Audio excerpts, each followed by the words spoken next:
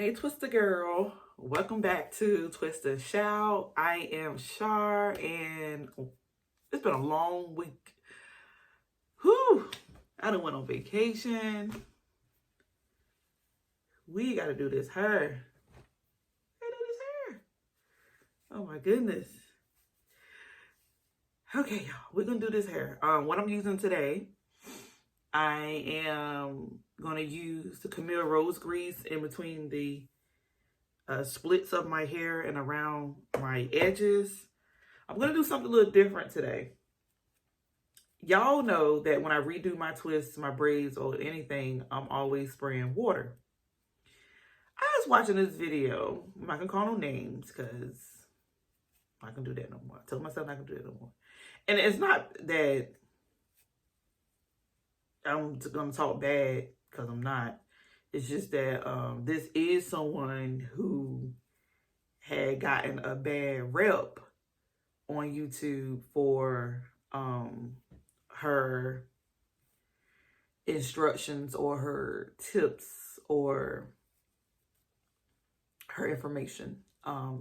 She was talked about and discussed for having misinformation, and she was addressed by another YouTuber for pretty much being messy for talking about her. Like, and I ain't gonna lie, like, on this side of YouTube, it is completely fair game. Like, we don't want to admit that and we don't want to say that, but there's a Fair Share Act that gives you the clearance to use anybody else's piece of their video or their information, all of that. And I mean, we can get mad because I probably get upset too. But honestly, her video wasn't enough to do a clapback, but the girl did. But anyway, I'm not gonna get into all that. But I don't know why I even said that. That was, y'all just ignore that. But anyway, I was listening to this woman, the one that got the bad rep, and she was like, if you're trying to grow your hair or you're using grease as a sealant, it doesn't make sense to spritz your hair with water when you're refreshing your hairstyles, because water and oil don't mix, which we know this to be true. But this is where it kind of gets weird, because I know from her, because I've been watching her for a long time because she's an advocate for grease. I know from her older videos, she most absolutely did spritz her hair with water. And her justification was somewhat the opposite. It was, you spritzing your hair with water because water is the moisture.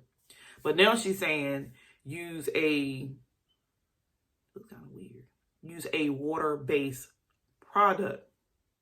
She said no. So I said, you know what, I think that kind of sort of makes sense, but I'm just going to see how my hair going to feel if I do that. I'm going to use this Camille Rose Almond Joy twisting butter. Even though it's twisting butter, it's just the fact that it is butter and it's of good quality, and that water is its first ingredient. So let's just see how this goes when, I use this stuff. I'm not even going to use a lot. I'm going to rub it together. I do know my hair is super duper dry and super duper frizzy, and I know that it's primarily because I have not been doing right. I have not been wrapping my hair up and stuff at night, and I done went to a hotel room and everything. And when I'm at home, that's fine because my pillows are silk, and that's done on purpose because I know I have my moments where I'm being lazy. But when I'm out of town, when I'm in a hotel room, that's not silk. Still shedding badly. Just pull a piece out. Which is why we're going back into braids. All right, so I got my butter on my hair, right? And then I'm going to top it with the Blue Magic olive oil grease and see. Because, again, the idea is to re-moisturize. Like, not just re-grease, but re-moisturize. But according to her, and that's why I said this is the contradiction part, because according to you, no matter what you would put on your hair, there will be a blockage because of the grease. But common sense for me is that your hair, all the grease that you put on your hair from originally braiding and twisting is no longer there. Most of it is, but a bulk of it has worn off. It has escaped the hair, whether through means of your hair bonnet, your pillows, your covers. Like, a lot of it's gone, and a lot of it's still there. So that's why I say I really don't get the concept of, well, you don't respray your hair, because if that was the case, where the moisture, I'll make sure I'm saying this right, what would be the point of even like washing your hair after using grease in the first place? Which I do agree about this point. If you are a heavy repeated grease user like myself, you do make sure you skip using grease on like maybe pick a wash day out of the month and do butter or just oil. But I do feel like there should be a skip wash day where you say, okay, no grease this time, I'm just gonna let my hair breathe. And I have done so, because obviously I'm not gonna tell you guys to do anything that I wouldn't do. Yes, I'm just admiring my hair right now. See how it looks. See, does it look better doing it this way? It's a lot less messy for sure, because water tends to, that filling, which would be the product buildup, because water and oil doesn't mix. So that does create a problem, but I don't know how we could just completely, utterly skip adding water altogether. But it does sort of kind of make sense to me that you could use a water-based product and somewhat get a similar result. Okay, I did not expect to keep going. Okay.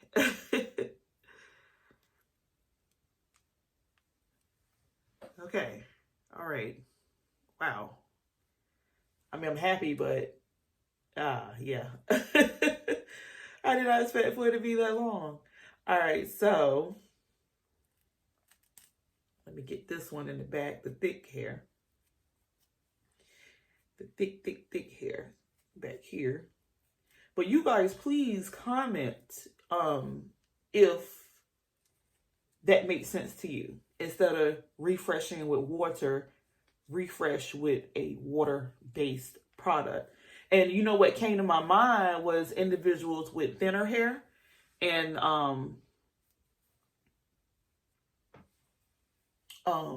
maybe high porosity hair that too much water is damaging or weighs down the hair or makes the hair really brittle and fragile.